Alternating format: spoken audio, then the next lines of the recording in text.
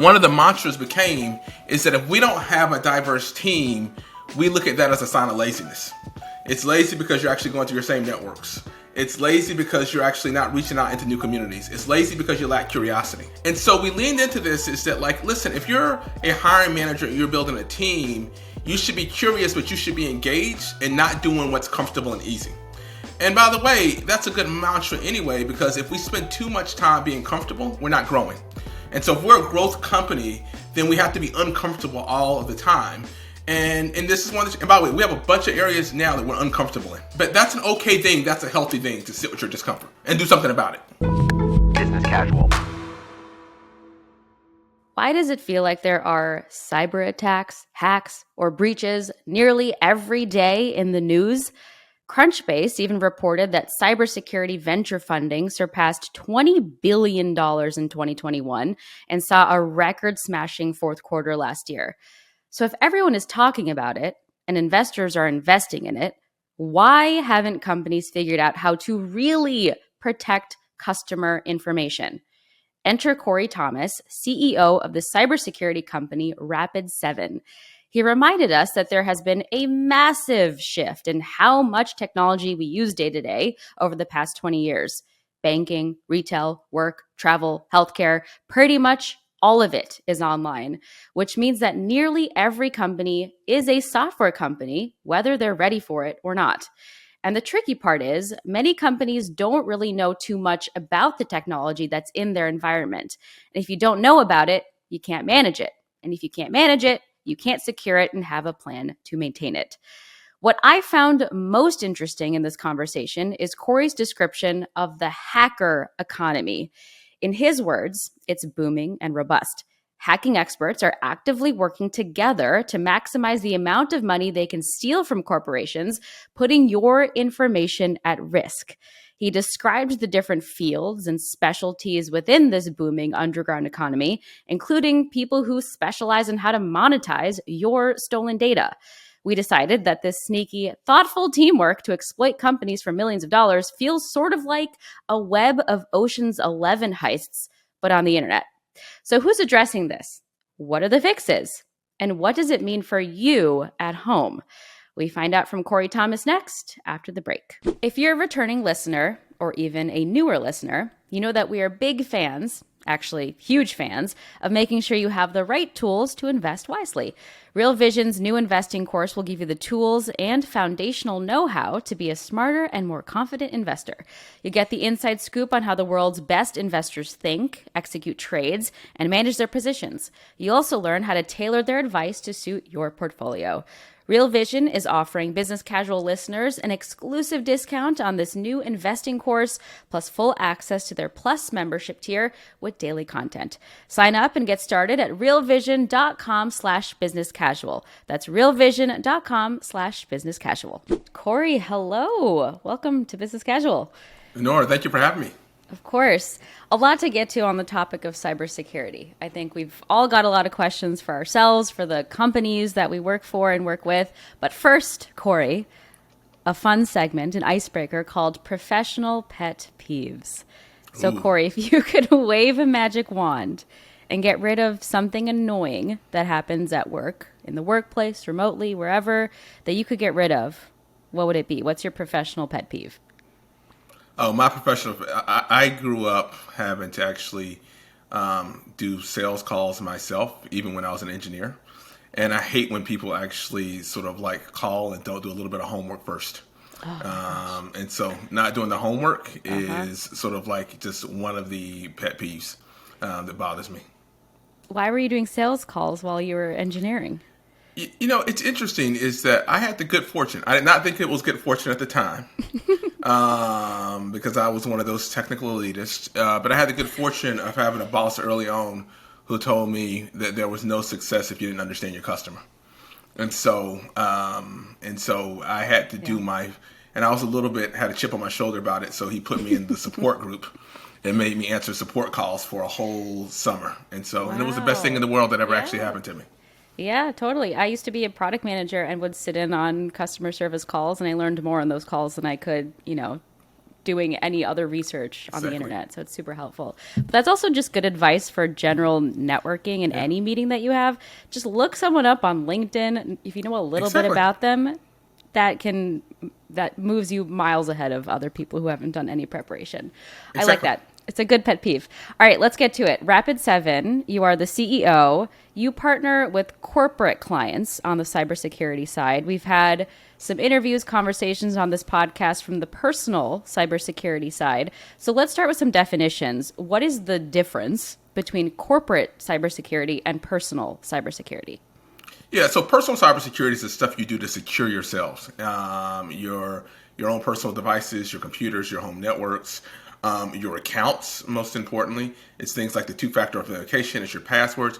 We don't want any of your social media accounts to be compromised in the world. We don't want your bank accounts to be compromised. All of that is sort of like the personal security. Corporate security is about how do you actually secure organizations. I don't think about it just as corporations. It is, hospitals, nonprofits, governments, healthcare organizations. But increasingly, more and more of our society runs on technology. And there's lots of benefits, but there's definitely some risks to it if we actually don't secure that well and effectively. And so Rapid7's in the business of helping making sure that as we advance the technology and the digital economy in society, we do that with the lowest possible risk. We make sure that we actually are looking for, are your systems optimized and minimizing vulnerabilities that can cause compromises? Are attackers attacking your systems, and how do we make sure that if they're attacking, we catch them as quickly as possible? And in general, securing that organizations have the best possible security posture. What is an example of some vulnerabilities in the most basic terms? What are some of the big issues that you might see with companies that you work with? Yeah, the biggest issue is, unfortunately, we as a society deploy technology faster than we have the capacity to manage it well. And there's some very good reasons for that. I mean, I can't think of any segment of society that is not undergoing essential threats to their relevance. And so, governments have to actually become more digitally enabled because citizens are developing it. Hospitals are having to actually adopt to the digital economy. And so what that really means is that the largest vulnerabilities comes from not patching and not updating systems and not properly configuring systems. So, a simple example is that, I'll use a commercial or consumer example, is you get your phone and you get the update on your phone and it says updated. Well, if you actually don't update it, then it's likely you have a vulnerability that's going to be exploitable and compromisable. And that actually transcends to corporations too. They have these significant vulnerabilities, and many of them don't keep up with the updates, or they don't properly configure the systems so that they actually minimize the vulnerabilities and the exposures. Do you find that the companies you work with fundamentally understand or come to you with an understanding of their vulnerabilities, or are oftentimes your clients, you're starting from scratch and even explaining to them what a vulnerability is, what it means to patch and upgrade their software? How do those conversations go initially? Yeah, so most organizations understand the concept quite well. So that's not the issue. They don't know what they look. You can't even fix a vulnerability if you don't know what you have in your environment. And so most companies don't even know the technology that's running in their environment. Why? Because people like you and I, we're out there trying to stay relevant. So we're buying technology, deploying technology, we're doing our thing.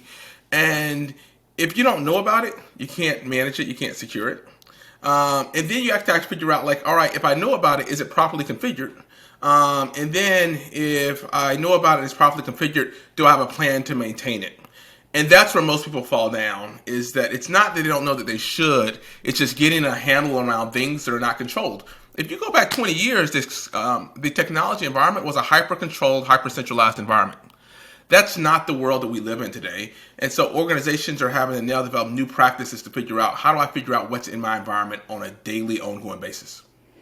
When you say making sure that these customers, these businesses have their technology systems properly configured, what does that mean? Just explain it to me like I'm 5 years old, for those who are not, familiar with the terms in the world of cybersecurity. What does that mean exactly? Yeah, so a basic way to think about configuration is that when you go install any software in your environment, you're given a set of choices. Now, we can have a whole nother conversation about why does the technology economy give people so many choices that they don't understand, but that's a whole separate issue. But you're given a set of choices about how you want to set things up. So here's the example that I'd actually give you, is that when you install your Wi-Fi at home, you have a choice. You can leave the default password, which, by the way, used to be no password or password 123. Oh, no. And so that's a choice. And so you go set up your home password and you type in and it says, do you want to create a custom password? No, I don't want to create a custom password. Leave it. Now, some hacker comes along with your network and they say, let me log into the administrator. Let me try default password. Password 123. Oh, it works. Now I can actually sort of like monitor every single thing you're doing in your home. But that's a configuration choice. And so now what's part of what's happening is that technology providers have to get better at not giving people stupid choices. And so when you come out today, when you get a Wi-Fi router, they have a custom password that's sort of like some crazy esoteric long thing. And that's a good thing. Because why? Because they know that people are going to probably make a bad decision, a bad choice. So don't give people an option if you know it's going to be a bad option. That's great. Don't give people stupid options. Just take that extra step. Because oftentimes, businesses will focus on what's fastest, what's the most seamless and frictionless for the customer. But having to type in that super complicated initial password is not the most fun thing as a customer, but it's better for you at the end of the day. Yeah, and that's the eternal thing that we're looking at in the technology. This is not a cyber issue. This is a technology issue. How do you actually make things easy but secure? And that's going to be something we're going to be spending a lot of time on for a long time. Yeah, for sure. So, it sounds like there are a lot of companies now that are trying to make things easier and more secure, tackling the issues around cybersecurity. There's even a Crunchbase report that notes that cybersecurity venture funding surpassed $20 billion in 2021. That piece is titled Fourth Quarter Smashes Record. Why are we seeing so much investment and growth in this area right now? Is it because hackers are just getting more sophisticated at a faster speed? Why do you think we're seeing, this acceleration of investment? Well, we're seeing the acceleration because that's where the action is. So if you think about how much of our economy first and how much of our lives has become digital enabled, it has been a massive shift over the last 20 years. And COVID only accelerated that shift and that transition. So one, that's where the action is. Like, you get your driver's license, you can get your driver's license renewal online. You can do your banking without ever going to a bank. So that's where the action is. Now, you overlay that is that we've improved our cybersecurity, but we have a fragile cybersecurity ecosystem. And so what that means is if you look at the other economy, the hacker economy, that's incredibly booming and robust. You have places in Asia and Eastern Europe and in Russia that are booming economies that are saying, like, listen, all of this digital economy in the West has actually gone online. The cybersecurity has improved, but there's still lots of gaps and lots of holes. Let's actually use that as a way to actually target, compromise, and monetize. So that's one big sort of like element there. It's just that's where the money is. The second element that we have to actually look at, which has not come to fruition, which is where you see lots of the concern, is that cybersecurity is now a tool of nations. And before it was used primarily for espionage. And now we're shifting to the area where basically it's used as a way to actually manage geopolitical conflicts. So it's used to actually disrupt, it's used to destroy. And while we haven't seen a lot of that yet, that's one of the concerns that actually has the thesis of why we actually need robust investment in this area. Talk to me a little bit more about that. That's really interesting, where the notion of hacking is used maybe as leverage or blackmail when it comes to conversations and international relations. What are some of maybe the most egregious examples of when that's happened and how that happens? The U.S. and the West has a good ability to ensure that the economy runs smoothly and the banking sector runs smoothly. And so we use sanctions and other things. Well, if you are actually in a country where you may have a lesser technology footprint, but you actually have lots of attackers that can actually disrupt and destroy, you can make your own threats against sort of like the U.S. and U.S. corporations. Now, an era where this is actually sort of like in evidence is actually the Ukraine. Not just now, but if you actually go back, I think it was 2015, about some of the attacks that the Russians were doing against Ukraine as a way to express their displeasure about some of the political choices that Ukraine was making. That was absolutely a cyber sanctioning of saying, hey, you're doing something I don't agree with, and I'm going to punish you for it. That's what it is at the end of the day. And there's lots of reasons to try to avoid that at all costs. But it is sort of like part of our future that we have to navigate. The question is, can we actually make it not the default option? Can we make it sort of something that's at a higher order of escalation? I have so many follow-ups. We are going to take a very quick break. More with Corey when we return. The future seems pretty cool, right?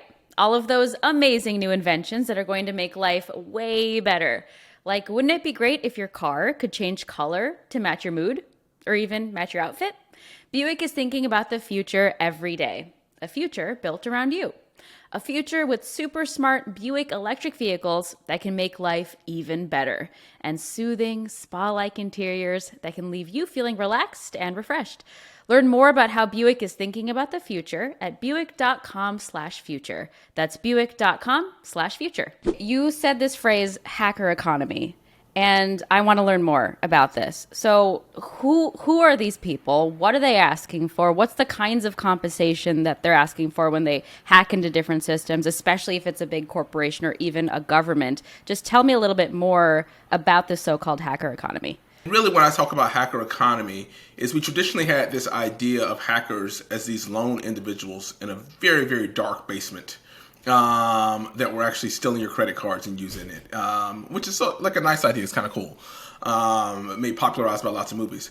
When we talk about the hacker economy, though, what we're actually talking about is an entire ecosystem. So here's what I mean by an economy: is it's the specialization and the cross section of different people that play different roles together to maximize the amount of money that they actually steal from individuals and corporations.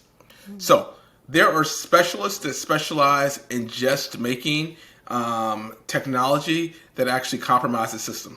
They build 0 days, which is sort of like think about these as exploits, and I'll define exploits, things that compromise your computer and your system that no one knows about yet. There's people that actually specialize in getting command and control systems. So when they go in, they take these exploits that are designed to compromise your system, and they actually specialize in getting control of your system and a footprint and then selling that access. They don't do anything with it. They just sell it to other people. There's people that specialize in the ability, when you've stolen information, to figure out what's the best way to monetize it. It's a whole marketplace at the maximum price. And so all of these things are areas of specialization. So when I talk about an economy, I'm talking about the specialization of people being extraordinarily good at a small set of things that come together to maximize theft in this case. You can say the same thing about espionage, for the record.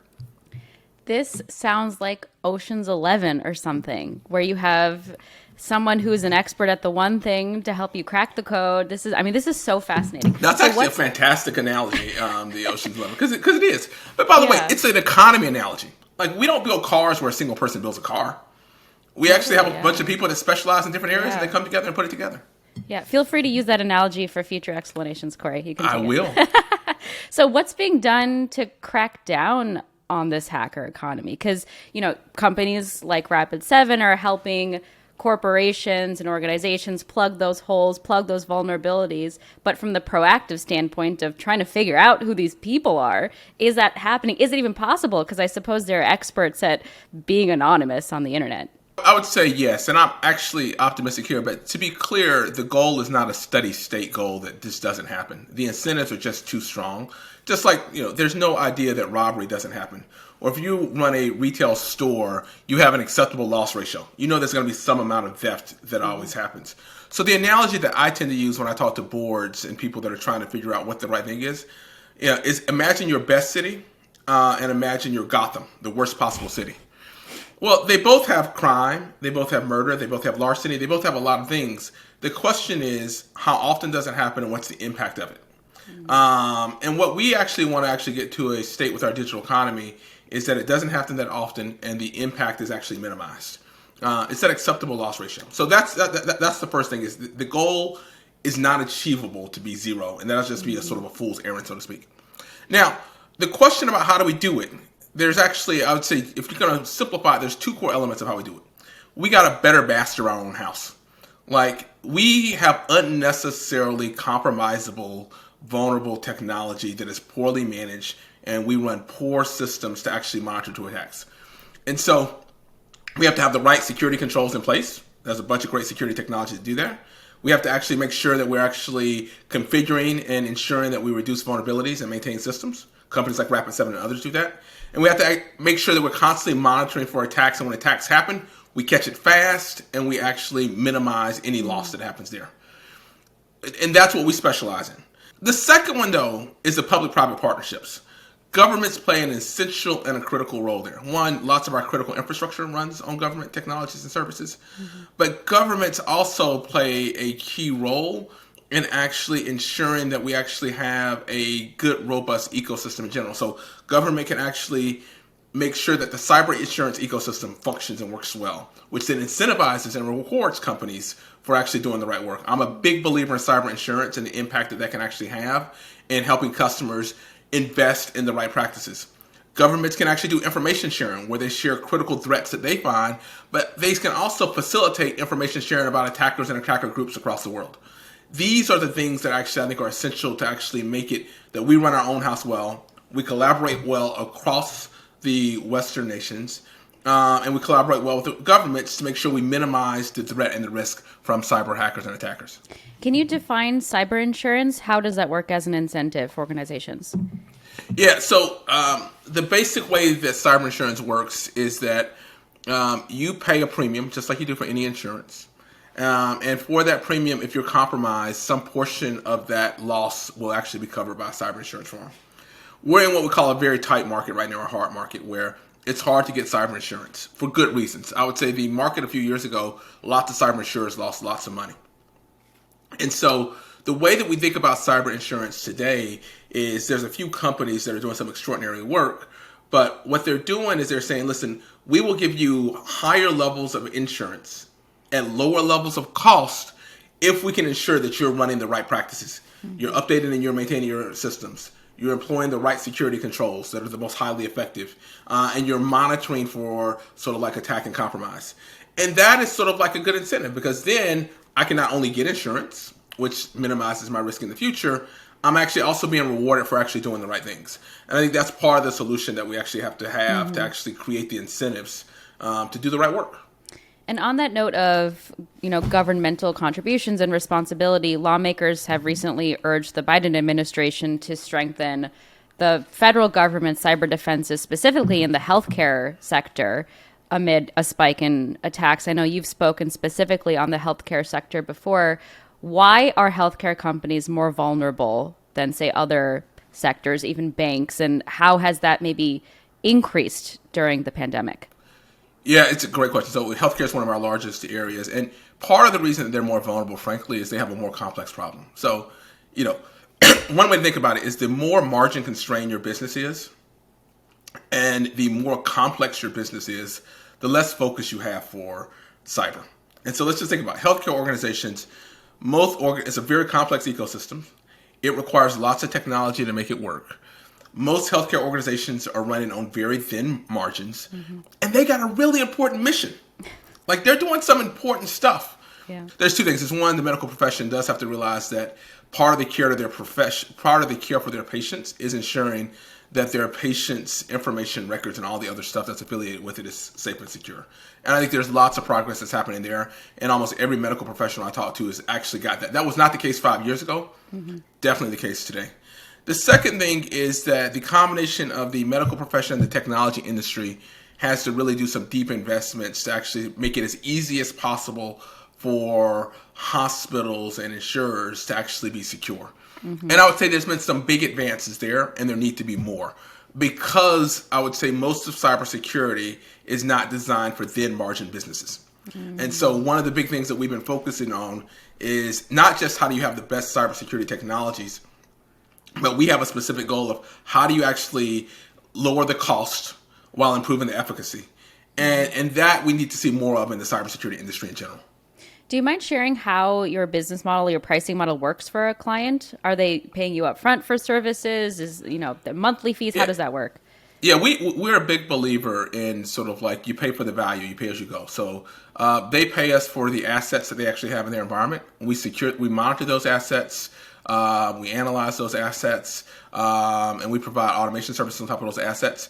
And so they pay us for all the technology footprint that they have, and they sign annual contracts. And it's a pay-as-you-go. The second that they don't think that we're getting value, they're getting value from our services, that they can actually walk off. So we don't do that old school, big sort of like 5-year contracts. By and large, we really focus on, hey, we're here to actually do a job making your life easier.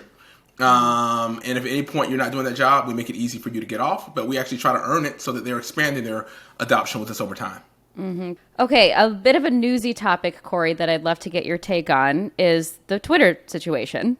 CNN and the Washington Post recently published this whistleblower disclosure that Twitter's former head of security had sent to Congress and federal agencies earlier this summer. So here are a few of the alleged complaints. There's allegedly significant security problems that threaten both users' personal information and national security on Twitter. That top executives at Twitter had been attempting to cover up the company's vulnerabilities, and that at least one employee might be working for a foreign intelligence service, etc. What is your take on this, Corey? Maybe some context for our listeners. What kinds of vulnerabilities does a social media company like Twitter have? And what are your thoughts on these allegations? Well, I think there's a couple different allegations in there. So let me just start by saying I have no intimate knowledge specifically of this situation. So I'm commenting based on things that were widely available. And I'm also commenting a little bit. I do know the researcher Mudge, and I think he's highly skilled, extraordinarily intelligent. So I know that he's qualified there. But again, I have no other substance in news here. So one on the vulnerabilities, it's like Twitter, like many things, they develop their own software. And so I think the allegations in some ways is sort of like two-pronged. This one is who has access to be able to do what. So there's this basic idea that you really want to actually build least privilege. That means that, I, Corey, as CEO in my company, I have very low privileges. I can't create a sales order. I can't look at customer data. I have to go ask someone to do that, and there's a log and a record of that. So you want to actually minimize the data. So, I think one of the things is sort of like who can actually do what in the environment. And the other is that there's some serious vulnerabilities, and a vulnerability means that someone can actually monitor or get to or get access to or control something that they shouldn't be able to, and that wasn't publicly disclosed. And again, I don't have specifics here. I think from my take, the most serious issues are not the fact that there's issues. I just want to be clear. Every single company in the world and every organization in the world has issues. I think the issue here, if substantiated, is was there a proper effort to actually identify and remediate issues? And so it's not whether you have the issues, it's what do you actually do about it. It's the old saying, it's not the crime, it's the cover up, so to speak. And so like, if you have the issues, are you doing good faith efforts to remediate it? Lying to regulators is a massive no-no. So if you actually lie to regulators, that's a big one. And then on the vulnerability disclosure, look, I have taken a stance that's in contrast to some of the technology industry early, that's become more normalized, is that when my company has vulnerabilities, we publicly acknowledge it. There's not every technology company is in that mode. And I think that any company today that does not publicly acknowledge their vulnerabilities when they actually have them and work to address them is going to be on the wrong side of history on this issue. Because we can't fix things if we don't know about them as a society. So, again, there's a whole bunch of caveats that go there, but the allegations are, to me, the most serious is that not that they had issues. I don't think that's a big deal. They didn't actually act in good faith to fix them. They lied to regulators, and they hid stuff from their customers. That's the allegations. I have no clue whether they're true or not, but that's sort of like the way I see how the allegations stack up. Yeah, so it's about being transparent about what's going on and addressing it. But I guess if you're the leader of a company who does find there's vulnerabilities or there's issues with your customers' data, what advice do you have to communicate it effectively and make sure you're not going to lose customers at the end of the day? The first thing that I would say, the reason I try to normalize that there's issues, is that this is a human dynamic that we're talking about, Nora. Yeah. We're talking about shame. I've had this issue. You can go look at our blog. We've had minor things before. I'm shamed and I'm embarrassed. That is a human driver. It's fundamental. It happens to all of us. I can't think of a single person who's not for years found some level of shame and embarrassment before. And so first we have to actually say, we have to acknowledge that we're embarrassed. Because, as business professionals, we don't like to acknowledge that we sort of like are things like embarrassed. It's much easier to actually hide behind legal terms and all the other stuff. The second one, we have to actually say that it's normal. Every single organization in the world will have some level of compromise. It may not be severe. Like, we've disclosed something, and our customers are like, why are you bugging me with something that's actually a very minor issue? But every company in the world will actually be compromised at some level. And there's a difference between a minor compromise and a severe compromise. Once you enter that, and then you say, like, what type of organization, what type of person do I want to be? And my argument is that you want to be an organization that people trust. Who doesn't want to be that? Once you actually go through those steps, acknowledge your shame and embarrassment, acknowledge the fact that this happens to everyone, and then make a decision to be a trustworthy organization, I think everything is easy from there on out. It's not fun, to be clear, but it is straightforward. That makes so much sense. And I think that mentality can also be implied to being a good coworker, being a good employee. Is if you admit your mistakes openly and transparently, then people will just trust you more. And they know they're not going to fire you because you admitted to a mistake. So similarly for companies, you admit a mistake, your customer will trust you more. So Corey, clearly you have a very admirable lens on leadership and communication, and your team at Rapid7 is also admirable in that you intentionally run a team that is 50% people of color and women with an employee base of more than 1,000 people. So how did you get there? What is your DEI strategy? And you also have a first ever 2022 social good report as well. So just give me the lay of the land from a DEI perspective at your company. So absolutely. So one, part of it comes down to, so we started this in 2015. So let me just say we started this in 2015. As I was looking around, and like many organizations, we've been so focused on actually building a great cybersecurity operations technology that did low cost. We focused on the customer problem. We were not taking a step back and saying, like, how are we operating? And is this a way that we're going to be proud of? So it started with that simple idea of what would make us proud of ourselves in 5 years? That was the notion. Like, what about our culture, what about our attitude would make ourselves proud in 5 years? When we looked at that, we decided that we should actually do two things. And one of them does not get enough focus. So the one that's easy is that we should be representative of the world that we actually live in. And if we're not, we should be asking ourselves questions. We didn't do quotas, we didn't do anything else, but we said, listen, we should ask ourselves hard questions every day if we're not representative of the world that we actually live in. By the way, I would say over the pandemic, there's been some advances in some areas and some regressions. So we're having that discussion right now as we've hired. So, like, you have to always ask yourself that lens and that question. The second thing is that, and this gets lost, is we said we will be more diverse while raising standards. Now, that second part is really, really important because what we said is we will also be a better performing organization. And the goal is to actually do both of those things. It's to actually be more representative, but also, and inclusive, but also have higher standards and higher performance. And those had to go hand in hand. And I would say it was a complex conversation at first because there was lots of fear about, like, what did it mean? Is this quotas? Is this sort of like, what does this mean for opportunities? But I would say that second part really made it work because people were just like, we're asking questions and we're raising standards. And so if we had areas where we didn't see sort of like, women in any leadership roles, it was a question when we went through the interview loops. What are the loops? Where do you find the talent? What's happening?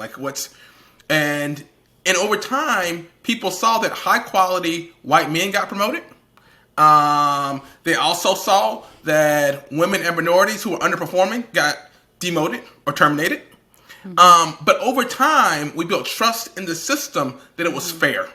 And the way that we responded was by really looking at how do we find the best talent. And so one of the mantras became is that if we don't have a diverse team, we look at that as a sign of laziness. It's lazy because you're actually going to your same networks. It's lazy because you're actually not reaching out into new communities. It's lazy because you lack curiosity. And so we leaned into this is that, like, listen, if you're a hiring manager and you're building a team, you should be curious, but you should be engaged and not doing what's comfortable and easy. And by the way, that's a good mantra anyway, because if we spend too much time being comfortable, we're not growing. And so if we're a growth company, then we have to be uncomfortable all of the time. And this is one. And by the way, we have a bunch of areas now that we're uncomfortable in. But that's an okay thing. That's a healthy thing to sit with your discomfort and do something about it. What are the areas you're uncomfortable in right now? Oh, wait, so I can give you longer. We're uncomfortable with the fact that we actually really don't know how to develop young talent who actually doesn't want to go into the office that much. It's not that it's not possible, but it ends up leaning a lot on skills. And it's true. People that have actually over 25 have been working for 4 or 5 years, they're productive, most anywhere. But we're seeing it's definitely not the same productivity for people that actually have no experience, because there's lots of teaching that actually happens that's not just computer-based training and other stuff like that. Yeah. There's lots of development, there's lots of mentorship. So we're working through that whole dynamic there. I have serious concerns about we've been very focused on actually playing a role in communities. As you have a more diverse workforce where people actually can live anywhere, corporate ties to communities lessen. And I think that's a real problem for society. So we actually think about that. We think about in this world, how do you actually make sure that people are actually giving high quality and supportive feedback? And so, I'm spending a lot of time saying okay, we have to make more effort at relationship building. So what we find is that when you have high quality relationships, you have more candid relationships. And so we spend time there. So these are just examples of some of the things that we're working through right now. You and the rest of us, Corey, it's all about interpersonal relationships. It's, how do you encourage communication, transparency in this world where we're working remotely, we're working in person, all of that's changing. So it's actually refreshing to hear that someone who works in such a technical field and is solving the biggest cyber threats in the world also has the same issues as the rest of us. So it's good to hear. Yeah, we're working through it. Working through it. All right. Well, Corey, we do have a special bonus segment for you before we let you go. It's called Shoot Your Shot. So I want to know, Corey, what your moonshot idea is. This is your biggest ambition, your wildest dream. It is your chance now to shoot your shot. It could be personal, professional, whatever you want. Oh, so and this is just topical. In Massachusetts, where I live right now, we're having some real challenges with our public transportation. They're shutting down entire lines. I travel all over the world. If I'm shooting my shot, we're going to actually bring back to the U.S. the leadership and innovation and the ability to actually build amazing cities with amazing connectivity and amazing transportation that's going to be technology advantage. It's starting to feel like a backwater, and for me, that's just unacceptable. And so it's just topical because it's on my mind. I'm competitive, and it's so frustrating. That's a big problem to solve. Do you think it's achievable in our lifetimes to fix our transportation and mobility and infrastructure issues in the U.S.? Absolutely. We have structural issues. Yeah. We have skills issues. We have a whole bunch of issues. But is it solvable? Yeah. Go look at look, and I'm not emulating. Go look at different countries around the world and what they've done in a 30-year period. You go to lots of cities in China. You go all over the world. You see some that are advancing and some that are not. Now, there's a bunch of issues. We can't do it the way other people did it. Not for the least reason is that the labor dynamics are different. But my only point is that this is something that is solvable because we just do a lot of things that get in our way unnecessarily.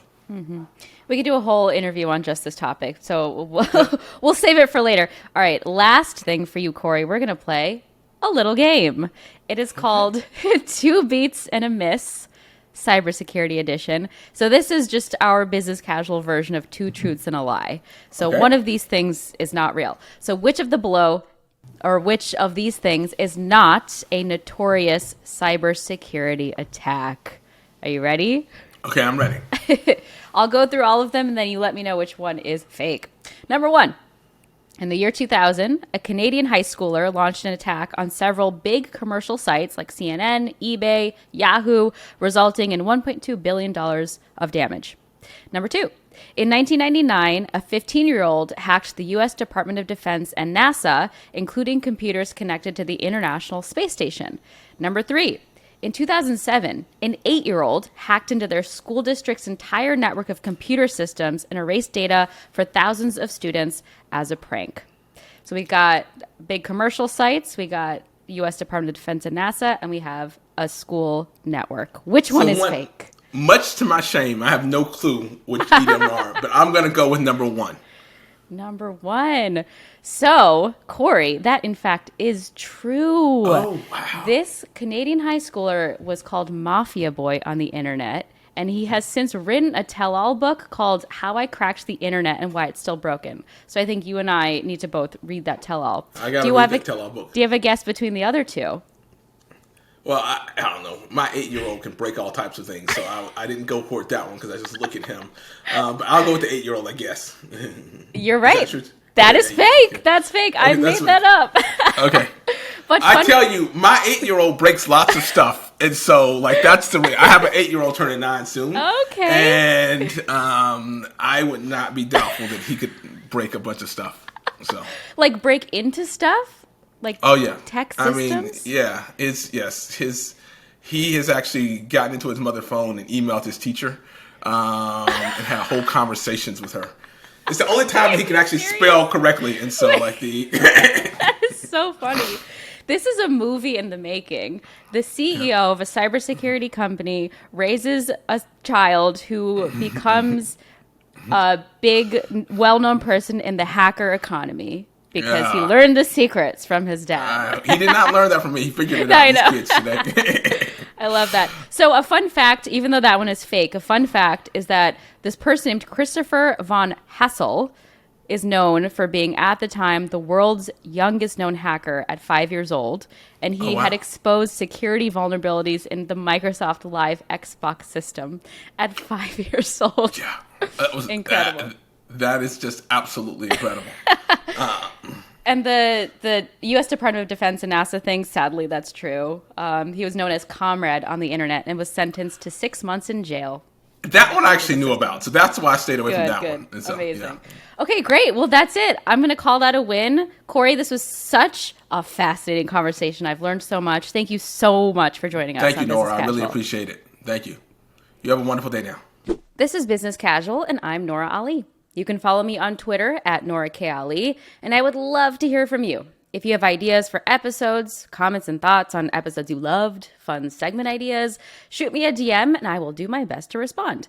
You can also reach the BC team by emailing businesscasual@morningbrew.com or call us. That number is 862-295-1135. If you haven't already, be sure to subscribe to Business Casual on Spotify, Apple Podcasts, or wherever you listen. And if you like the show, please leave us a rating and a review. It really, really helps us. Business Casual is produced by Catherine Millsop and Olivia Mead. Additional production, sound design, and mixing by Daniel Marcus. Kate Brandt is our fact checker. Sarah Singer is our VP of Multimedia. Music in this episode from Daniel Marcus and the mysterious Breakmaster Cylinder. Thanks for listening to Business Casual. I'm Nora Ali. Keep it business and keep it casual. Business casual. If you like what you saw and you like what you heard, you can listen to the entire episode of this podcast, Business Casual, anywhere you get your podcasts. And please go ahead and subscribe to the Morning Brew YouTube channel and go ahead and click on that alarm bell, that thing right there, so you can be alerted anytime there's a new video.